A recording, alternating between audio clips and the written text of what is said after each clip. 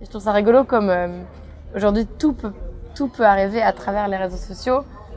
Moi, tout ce qui m'arrive en ce moment, c'est à travers les réseaux sociaux et l'amour aussi. Donc c'est rigolo comme c'est vraiment un élément, c'est un peu une nouvelle manière de faire les choses, de vivre, de rencontrer des gens. Il veut seulement la fame, et seulement ça les fait bouger.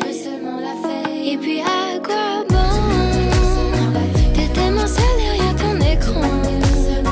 Tu penses à ce que vont penser les gens, mais tu les laisses tous indifférents. Bonjour Angèle. Bonjour. Bienvenue dans le média Aloha News. Merci. En 3 clips que tu as sortis dernièrement, tu as récolté un succès assez important. Ouais. Que ce soit sur le web ou que ce soit notamment par la présence durant les concerts, etc. Est-ce que justement, en tant que musicalement ou au niveau des clips, tu t'es fixé une certaine exigence? Oui, quand même. Oui, c'est vrai. Je disais ouais de manière très spontanée parce que c'est vrai que c'était assez fou et que moi-même j'étais la première étonnée de ce succès qui était quand même un peu fulgurant. Et je pense qu'il y a un côté, ça m'a encore plus mis la pression par après, mais il y a un côté très précis. J'avais en tête une idée assez précise de ce que je voulais. Et donc ça a toujours été un peu le combat d'y arriver. Et heureusement j'ai toujours été entourée de gens assez compétents qui m'ont permis d'arriver à ça. C'est vrai que ce soit les clips, les visuels, les photos, les paroles, la production, le mix. Chaque étape a été une étape un peu douloureuse parce qu'il a fallu... J'avais très envie de quelque chose, j'avais envie d'atteindre comment dire, j'ai pas envie de dire un niveau, mais j'avais envie d'atteindre quelque chose et puis il fallait l'atteindre. Where are you? One time for the hips I got, 2 times shaking to the top, 3 for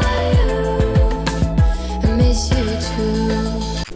Tu parles du temps aujourd'hui, c'est vrai que dans l'industrie musicale, en tout cas dans la production de la musique, tout va très vite. Ouais. Toi, j'ai l'impression que malgré tout, si on compare à tout ce qui sort, tu as pris quand même un peu le temps de sortir les morceaux, les clips, etc. Est-ce que justement, ta musique est très différente du rap? Ouais. Est-ce que tu penses que justement le fait de prendre le temps, ou en tout cas pas sortir des morceaux ou des albums tous les 6 mois qui se font dans le rap, eh bien tu t'inscris dans toute une autre configuration et cette configuration-là te permet de prendre le temps, entre guillemets? Mais c'est vrai que je pense que le rap, il a ce truc très propre au rap d'avoir une sorte de création constante et j'ai pas le mot, mais j'ai envie de dire ouais, c'est vraiment ça, de cette création qui est tout le temps omniprésente et qui permet pas en fait de se poser et de poser des bases et de se dire ok moi je veux que ma chanson on l'écoute aujourd'hui mais dans 6 mois et peut-être dans 1 an et qu'elle soit toujours d'actualité. Et moi j'ai ce truc-là d'avoir envie de pas trop m'inscrire dans une époque musicale et c'est pour ça que je fais pas du rap ou de la trap en fait. Parce que j'adore ça mais j'ai envie qu'on puisse quand même s'en éloigner quand on écoute ma musique, ça c'est pas ça. Et il y a ce côté, enfin le temps moi c'est drôle parce que j'ai pas du tout l'impression de l'avoir pris, j'ai l'impression que ça a été très très très vite. Et en même temps j'avais envie d'attraper le moment parce que dès le moment où le premier single est sorti, il y a eu une sorte d'engouement un peu fou et je pense qu'il fallait surfer là-dessus. J'ai parlé du succès tout à l'heure. Damso dit que le succès, c'est quand les flics t'arrêtent juste pour discuter. Toi, c'est à quel moment? C'est quoi le succès? Est-ce que... Moi, c'est drôle, mais je dirais que le succès, c'est quand les vieilles m'arrêtent. Tu vois, on n'a pas la même vie Damso et moi, mais moi, c'est quand les vieilles m'arrêtent. Là, je me dis waouh. Ou les enfants. Moi, c'est plus ça, quoi. Je me dis putain, il y a des vieux, genre, ils me reconnaissent. Mais franchement, on n'a pas le même succès, donc moi c'est encore cool, ma vie elle est encore cool. Est-ce que tu t'imagines plus tard que des vieux vont faire les pogos devant Angel? Je pense que si des vieux font un pogo, je me sentirais mal parce qu'il y aura peut-être des morts, donc j'espère pas. Mais déjà c'est assez drôle parce qu'il y a eu un concert où il y a des jeunes qui ont fait des pogos et on s'est tous regardés genre what? Pourquoi vous faites ça les gars? Et ça nous a beaucoup fait rire et donc on a sauté sur l'occasion. Mais ma musique elle s'y prête forcément moins donc... C'est vrai que quand je faisais les premières parties de Damso, de temps en temps il y avait des pogos et je voyais ça comme un cadeau quoi. Je me disais putain merci les gars, ça me faisait justement plaisir. Cette première partie de Damso, c'est vrai que vos musiques, comme tu l'as dit, c'est 2 univers assez différents Ouais. dans la musicalité. Comment tu t'es dit quand Damso t'a invité pour faire les premières parties? Est-ce qu'il y avait une certaine pression, tu vois, de voir une petite fille blonde, enfin... Tu peux y aller, hein, t'inquiète. Je ne sais pas comment nommer ta chevelure, mais en tout cas... Petite fille blonde, ça me va. En fait, il fallait que je sois le plus honnête possible et ça se passait bien parce qu'en fait, les gens ils sont ouverts et que, je veux dire, on peut penser ce qu'on veut du public de Damso, mais ça reste comme un public qui est intelligent et qui sait que s'il y a quelqu'un en première partie, c'est pour une raison.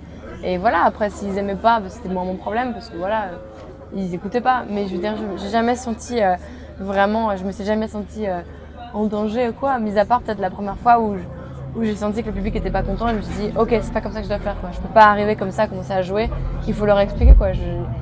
C'est pas logique que moi je sois là sur scène avec mes petits cheveux blonds et ma petite tenue d'écolière, mais enfin d'écolière j'exagère, mais du coup voilà, je me présentais et ça se passait très bien. D'accord, quand on regarde tes clips, en tout cas dans les crédits, on voit quelque chose, c'est Angel VL Records. Ouais. Ça me fait penser beaucoup aux rappeurs aussi, Ouais. qui se lancent dans des structures indépendantes ou des structures personnelles. Pourquoi est-ce que c'est important pour toi? Parce que j'avais envie d'être le plus libre possible par rapport à tout ça et que c'est un milieu qui va très vite en ce moment, j'ai l'impression. Moi j'ai pas beaucoup de recul, mais de ce que je vois depuis 2 ans où j'arrive un peu à suivre de loin et maintenant de près le milieu, c'est un milieu qui va très très vite et il y a beaucoup de codes en fait et je trouve que les maisons de disques et les labels ont parfois un peu ce retard de vouloir trop s'affiler à des codes et d'en oublier le côté spontané. Et moi qui avais commencé par Instagram et par Internet, j'étais totalement libre.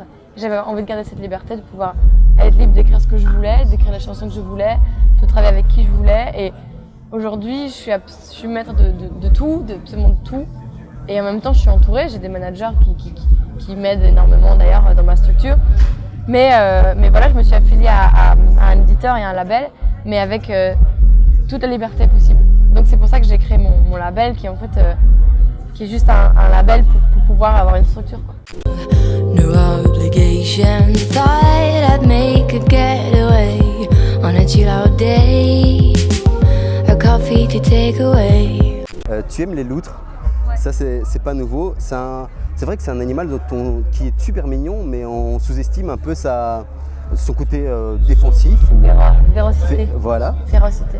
Est-ce que derrière ton air de petite fille, à la chevelure blonde, justement, il y a une loutre féroce et que la musique, quelque part, ça te permet d'exprimer certaines tensions intérieures, on va dire? Voilà, je suis une loutre féroce. J'aime bien la comparaison. Oui, en tout cas, bon, c'est vrai que... Enfin, comment dire, je me cache pas sous des airs de fausse thug parce que je ne le suis pas et je pense que ce serait absolument pas crédible. Mais je pense que dans ma musique, bon, là il y a que 3 chansons, donc c'est pour ça que ça serait intéressant de voir l'album le 5 octobre, j'en profite pour le dire, qui va peut-être avoir un panel un peu plus grand de tout ce dont j'ai envie de parler. Mais c'est vrai que l'avantage quand on fait de la musique, c'est qu'on peut parler de tout et que j'ai des messages à faire passer, je peux les faire passer par la musique. Et ça, c'est absolument dans tous les domaines, que ce soit par rapport à mon métier, que ce soit par rapport à comment je me sens, que ce soit par rapport à mes amis. Enfin, je peux un peu dire ce que je veux dans mes chansons, c'est ça que j'aime bien. Il y a aussi donc le titre, le dernier titre, La Thune, où tu parles notamment des réseaux sociaux. Oui. Photo sur Insta, c'est obligé. Sinon, au fond, à quoi ça sert si c'est même pas pour leur montrer? Toi qui as utilisé beaucoup Instagram, qui publie pas mal de trucs assez décalés, etc. Eh bien, je pense dans ce morceau, voilà, tu questionnes aussi notre ego, notre manière de vivre à travers les écrans, à travers le regard des gens, etc.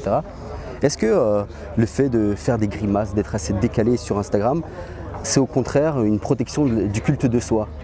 Complètement, et en même temps, c'est un peu un piège parce que à la toute base, vraiment à mes débuts d'Instagram, c'était à peu près 3 ans et demi. Moi j'étais un peu contre à cette époque-là, j'avais un Nokia 310, 410 310. Voilà, 3310. J'avais vraiment ça et du coup j'avais pas Snapchat, Instagram et c'était un peu le début et j'étais un peu con. Du deal ou quoi? Ouais, c'est ça, tu vois, genre je bicravais dans la rue avenue Franklin Roosevelt à Bruxelles, tu vois, chez les ambassades. Non, pas du tout, mais j'étais un peu loin et j'étais dans mes études de jazz et ça m'arrangeait très bien. Finalement, question pratique, je me suis acheté un smartphone et je suis entrée dans ce monde fou et malsain. Et en fait, quand je me suis inscrite sur Instagram, j'ai découvert que c'était encore la mode de faire des photos de ces plats. ou de faire des photos de soi en vacances et je trouvais ça un peu triste et en fait moi ça me rendait triste parce que j'avais l'impression que ma vie était vraiment naze et que je mangeais de la merde et que j'allais pas en vacances. Et du coup je voulais un peu contrer ça et c'est pour ça que j'ai commencé à faire des petites grimaces et à prendre un vrai recul avec le réseau et avec le fait de se montrer et en disant bah voilà on peut se montrer et Instagram ça reste quand même c'est sublimateur parce que ça sublimait ma vie et malgré tout je chantais mais ça durait 15 secondes, je pouvais pendant 15 secondes chanter juste, être jolie, jouer bien et puis les autres jouaient mal et puis ça se voyait pas parce que ça durait que 15 secondes. Donc oui et non parce qu'il y a le côté où j'essaie tant bien que mal de rester un peu loin de ça mais il y a un côté où malgré tout moi aussi je me laissais un peu avoir par ce narcissisme un peu malsain et c'est pour ça que j'en parle dans la thune, c'est que je pense qu'on est tous un peu narcissiques, en tout cas toute personne qui est sur Instagram l'est et on cherche tous à se montrer plus beau qu'on ne l'est et je crois qu'il faut faire attention à ça quand même. J'irais peut-être un peu loin, mais est-ce que finalement faire des grimaces, faire des trucs décalés sur Instagram, c'est on peut dire même une action féministe quelque part? Alors ouais, une action féministe, moi je suis très touchée par la cause féministe, donc je pense que même dans ma manière d'être et tout, je le suis. Après, j'ai pas forcément d'avis sur le fait que les filles se montrent, qu'elles peuvent montrer leur corps. Moi, je trouve pas forcément ça bien ou mal, mais c'est vrai qu'il y a un truc où, surtout, je crois qu'on n'autorise pas trop les filles à être drôles, ou en tout cas à être un peu décalées, ou en tout cas on n'est pas habitué à ça. Alors qu'elles peuvent l'être autant que les hommes. Et c'est vrai que les filles, elles ont ce rôle de devoir être jolies, de devoir être propres, de devoir être polies. Et moi, j'avais un peu envie de contrer ça, quoi. J'ai un peu toujours trouvé ça chiant. Moi, j'ai fait les scouts. Et les scouts, ça m'a appris à justement l'aspect physique, c'était absolument pas important. Et c'était moi, ce qui m'a fait permettre d'aimer les scouts, c'est que je pouvais rire, je pouvais faire des blagues, je pouvais faire la bourrine. Et j'étais pas jugée pour ça, alors que je l'étais dans le reste de la vie parce que j'étais une fille, quoi. Du coup, j'avais pas le droit. Est-ce que dans le monde musical, eh bien, il y a encore ces clichés-là qu'une fille qui chante, par exemple, doit être forcément neuneu et... Elle doit pas l'être, heureusement, mais elle l'a été très longtemps. Et aussi, elle a très longtemps été juste interprète, enfin, je dis la fille ou la femme. Et pourtant, je pense que depuis la nuit des temps, il y a des femmes qui écrivent des textes et qui composent des chansons, mais c'est comme si aujourd'hui, on m'applaudissait en disant mais tu es auteur-compositeur, c'est super, comme si le fait de l'être, alors qu'il y a plein d'hommes qui le sont, on les applaudit pas, mais on applaudit les femmes comme si c'était un exploit. Et ça c'est un truc dont j'ai envie de parler parce que moi la plupart des chanteuses que je connais ne sont pas juste interprètes, elles écrivent, elles composent, elles produisent comme moi. Et je trouve ça normal, en fait, il n'y a pas plus de mérite, mais c'est comme si c'était nouveau alors que c'est pas nouveau. D'accord, tu as fait aussi un son avec Damso qui s'appelle Silence sur son album Ouais. Lithopédion. Alors là, c'est un morceau où on parle d'amour, de questionnement, de réflexion, etc. Et toi, tu arrives un petit peu à la fin du morceau, Ouais. où toi, tu arrives avec un espèce de spleen, peut-être quelque chose, c'est assez bref. Oui. Et moi, il y a une réflexion que je me suis faite en écoutant ce morceau, en me disant, mais en fait, dans le cliché, bien évidemment, mais dans le morceau, tu aurais pu être le garçon. Où la fille se raconte et toi tu es venu, tu parles pas énormément, un peu je m'en foutiste, etc. Comment s'est fait ce morceau? C'était un peu un morceau qui est tombé comme ça. Genre, on parlait depuis longtemps de faire un featuring parce qu'avec la tournée qu'on a vécue, on avait envie d'un peu autant moi que lui, on en avait parlé en se disant il faut qu'on fasse un truc parce que c'était un peu attendu et inattendu en même temps. Et puis, entre parenthèses, moi j'avais un peu envie de soutenir Damso parce qu'il a tellement été un peu comment dire, mal vu, surtout en Belgique. Et moi qui a été très bien vue, j'avais envie de montrer que c'était possible, que moi j'étais un peu l'artiste attendu les bras ouverts parce que, ouais, fille blanche, blonde, qui fait des petites paroles gentilles. Damso c'est le rappeur noir et j'avais un peu l'impression qu'il y avait un truc, ah ouais, il est sexiste, il est misogyne, et donc c'était un peu les deux opposés. J'avais envie de montrer qu'on pouvait faire un featuring ensemble et qu'en fait c'était possible. Donc voilà pourquoi je l'ai fait. Et puis cette chanson, on avait fait une prod, j'avais fait une prod que j'avais envoyée et on avait essayé de travailler là-dessus, mais on n'était pas motivés plus que ça. On était en studio, c'était la nuit, il se passait rien, moi j'étais un peu déprimée, et puis ça marchait pas trop. Puis on s'est dit on laisse de côté. Je lui ai dit j'ai un petit rêve de piano, et je lui ai fait écouter, il me dit ça m'intéresse. J'ai fait la prod en 15 secondes, je me suis dit ok, il faut que je mette un effet, j'ai mis une sorte d'effet un peu warp, j'ai fait n'importe quoi. je vais un peu producteur. Je lui ai envoyé, il l'a fait tourner pendant je pense au moins une bonne heure et demie. Il écrivait sur son téléphone et moi j'étais à côté comme ça. J'étais en train de penser à des voix, mais j'avais un peu la pression, c'est quand même Damso, il est quand même très chaud en parole. Je me suis dit, moi il faut que je la joue profil bas. Puis il est allé en cabine, il a chanté son truc, on s'est tous regardés en mode putain le bâtard, il est trop chaud. Et moi je voyais pas ce que je pouvais dire de plus, tellement je trouvais son texte assez précis et assez complet. Et en même temps on parlait du texte et je disais ouais mais enfin c'est drôle parce que tu parles de ça, tu parles du fait qu'elle a aimé un autre, mais bon toutes les vérités sont pas les mêmes parce qu'elle a la sienne et tout. Et du coup je suis ok, ta vérité n'est pas la mienne, comme si c'était un couple qui se parlait, que ouais il y en a un qui va parler de comment il voit son histoire et puis bah, l'autre a une autre vérité.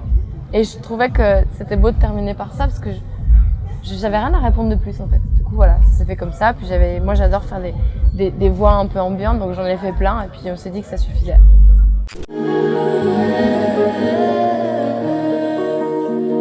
Ta vérité n'est pas la mienne, car je tombe et puis c'est moi qui traîne. D'accord. Est-ce que c'était pas trop dur? Parce que je sais que tu étais malade quand tu enregistrais ce morceau, il me semble. Ah oui, c'est drôle comment tu sais ça. J'ai des petites sources. Ah oui, j'étais malade, ouais, j'étais hyper malade, mais quand on fait un featuring avec Damso, on oublie qu'on est malade, tu sais, genre ça n'arrive pas tous les jours, donc j'étais là. Non, j'y vais. Il y a donc un autre morceau que tu as écrit qui s'appelle Je veux tes yeux. Oui. Peut-être je me mens, peut-être j'en tremble. Faudrait pas que tu penses que je veux tes yeux, que tes beaux yeux. On a l'impression que dans le morceau, en tout cas la sensation que j'ai eue, c'est que le discours était tout à fait sérieux, mais que tu avais peur qu'on te prenne au sérieux. Et qu'il y avait un espèce de grand enfant qui parlait. Et qu'au fait, au final, puisque c'est le grand enfant qui parle, on ne lui tiendra pas rigueur de sa sincérité. Mais il y a un truc de ça parce que. Enfin, pardon, t'as peut-être pas fini. Si. C'est dans le chaîne vide. Mais oui, il y a un truc de ça. Le côté enfantin, parce que déjà physiquement, je peux vite paraître plus jeune. Et donc, il y a ce côté, ouais, il y a ce côté-là. Et puis il y a ce côté. J'aime bien les paroles naïves, parce que derrière les paroles naïves, il peut y avoir un message beaucoup plus profond. Et donc, Je veux tes yeux, à première écoute, ça peut paraître être un morceau assez. Dont les paroles sont assez plats.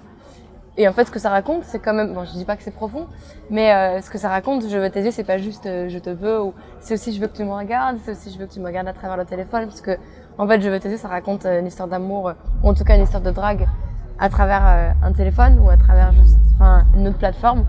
Et je trouve ça rigolo comme aujourd'hui tout peut arriver à travers les réseaux sociaux.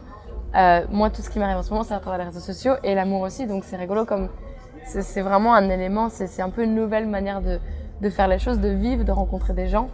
Et moi, mon métier, il s'est fait à travers ça. La rencontre avec Damso, elle s'est fait à travers ça. Et la rencontre avec mon amoureux, elle s'est fait à travers ça. Donc c'est pour ça que j'avais envie d'en parler. Un jour peut-être, on se verra, mais pas tout de suite. Je préfère pas, je préfère l'illusion de t'avoir. J'ai espoir, mais t'inventes pas trop d'histoires. Est-ce que justement le fait tu as parlé de cette espèce de naïveté dans l'écriture, etc. Est-ce que c'est un peu ça le nouveau, on va dire, testament artistique? Parce que Stromae aussi a cette notion d'écrire des choses assez simples, mais en fait à la fois qui sont très compliquées. Oui. Et que finalement aujourd'hui, en revenant à Silence, on préfère beaucoup parler, mais en fait le silence dit beaucoup de choses, alors qu'il est assez simple quoi finalement. Tu as tout dit. Je ne saurais que rajouter à ça. En tout cas, par rapport aux paroles, et c'est drôle que tu parles de Stromae parce que Stromae c'est quelqu'un que j'ai énormément écouté et que j'écoute encore très souvent.